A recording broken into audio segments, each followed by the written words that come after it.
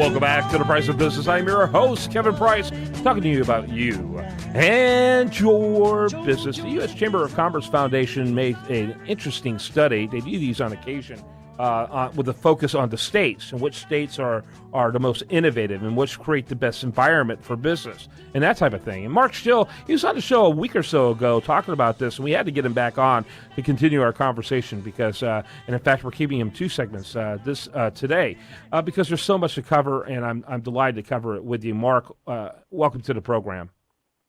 Yeah, I appreciate being here. Thanks for having me. Real quickly, first of all, I'll talk about the U.S. Chamber of Commerce Foundation. Yeah, well, the U.S. Chamber Foundation is essentially the nonprofit think tank that's associated with the U.S. Chamber. And we've been writing this. I don't technically work for the Chamber, but I've been writing this report for them called Enterprising States for the last 6 years, looking at, like you said, policy and practice on economic development and job creation initiatives in all 50 states. And also we look at some different rankings and different measures on state performance. Yeah. And real quickly, kind of give us a rundown of the top 5.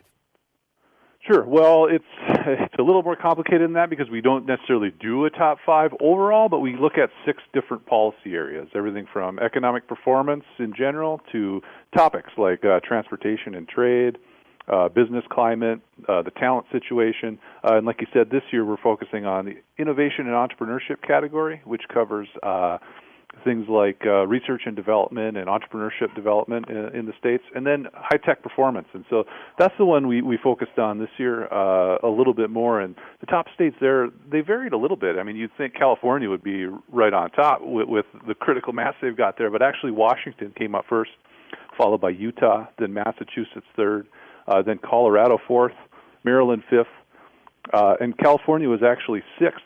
But then Texas showed up in the top 10 as well, coming in eighth.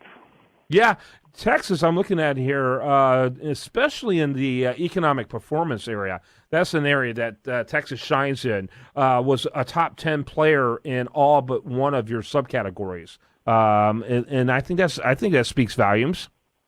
It does, and it's particularly because Texas is one of the largest states in the nation, of course, and so that's tremendous momentum of the growth that's happening there. So, as you mentioned, Texas was second overall in economic performance. A lot of that's driven by just sheer job growth. Second in long-term job growth, and that's a 10-year measure. But yeah, in the top 10 out of 6 out of 7, so it's just very strong, broad-based. And I think Texas is interesting because there's just so much variety, right? You have the larger metros like Houston and Denver, or Dallas, I'm sorry, some of the energy economy in Houston and out in the more rural areas. But then you've got to also have Austin, which has a very strong a tech magnet there that's really booming on the tech side. So there's a lot of variation there, and I think that helps make Texas's economy pretty strong. So I'm looking at the little diagram, by the way, and you can find this over at usdailyreview.com, by the way. I want to make it available over there at our sister news website, the executive summary. And it looks like, just I'm a big picture guy, and when I look at a chart like this, I look at it from a kind of a macro perspective rather than breaking down a line. Sure looks like the Rocky Mountains are robust. Talk about them. Yeah, it's very interesting. I think one of the things, especially on the tech side, is we saw a lot of the states you wouldn't necessarily expect are seeing the fastest tech growth, and many of those are in the Rocky Mountain West, the Intermountain West, some even in the Plains. The West is ahead. Plains were big too. Bit. Yeah. Yeah, in growth. So a lot of the Plains states are growing very quickly in tech, but they're still a ways behind. They haven't necessarily caught up. Whereas a state like Washington or Colorado has a strong, relatively high concentration in tech, but it's also still growing pretty quickly. Utah is probably the best example. There is a lot of momentum. I think some of it driven based on the high cost of living in California and the maturation of the tech economy in Silicon Valley, and they're becoming an alternative to that. But also the state is just fundamentally strong, and they've made some very focused, intentional investments in their R&D capacity, and it seems to be paying off. They're coming up fairly high on the tech performance measures. Yeah, and in fact, if I were to rank the regions, and it looks like you've got it broken down into, eight regions? I would say that it looks like Rocky Mountains, Far West, Plains, and Southwest. would be probably the order in terms of just robust activity, and I'm speaking very broadly here.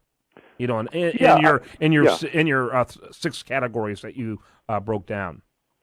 Certainly, and I think each one maybe has a little bit of variation to it. You know, certain areas of the country perhaps are a little stronger on business climate than others, for instance. Some may be stronger on the talent side. And I think one of the things that's interesting about the West and the Plains is that they showed stronger on some of the talent metrics than you might expect. And some productive higher ed systems, for instance. But also a lot of those states, one of the key measures we look at is educational attainment of the young workforce, age 25 to 44, with a 2-year degree or higher, everything above a 2-year degree. And some of those states in the Plains come up pretty highly, which it suggests some strong fundamentals there, I think. And I think that's a strong sign for the future for some of those places as we look at the transition of a lot of different types of jobs requiring a lot more education and credentials. Yeah, I've read some articles. You know, I don't mean to be cynical, but those regions, the plain regions in particular, are often places that people want to leave.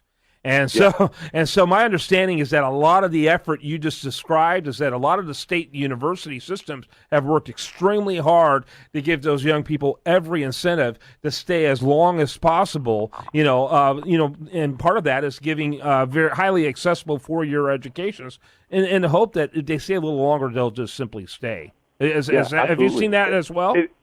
It's a very interesting problem, I think, because it's a catch-22, and what I find is almost everywhere in the country you go, they say they think they have a brain drain problem. I mean, you can go and read some articles in Boston saying, "Oh, this fretting about all the smart people leaving Boston." Well, a lot of those places that view it that way, it's exactly like you say. They have very strong education systems, and so one side of that coin is they're doing a great job of educating people. People are highly marketable, and when you get down to the individual level, any move to any place is typically it's aspirational. You know, they're moving to something, not necessarily away from something. And so, what I say to a lot of folks is, okay, well, if you want to keep all your people, the best thing you can do is eviscerate your education system, because then they will not have the tools to go anywhere. That's right. So, keep them poor so they'll stay. That's interesting. So and I'll tell you right now, if you get educated enough in Massachusetts, you're going to want to get the heck out of there just because the cost of living there is unbelievable. Mark Schill, we're going to continue our conversation with him. U.S. National Chamber of Commerce Foundation. By the way, you can find them online, uschamberfoundation.org. Look /enterprising states. Fascinating study, which we're talking about right here on The Price of Business.